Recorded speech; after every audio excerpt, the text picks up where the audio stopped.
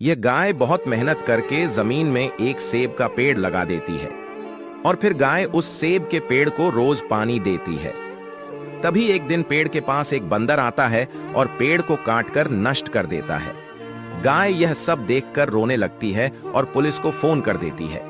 गाय परेशान होकर पुलिस को सारी बात बताती है और पुलिस गाय की बातों को मान लेती है। फिर पुलिस बंदर को पकड़कर ले जाती है। यह क्या, अभी तक आपने इस मेहनती गाय के लिए एक लाइक नहीं किया?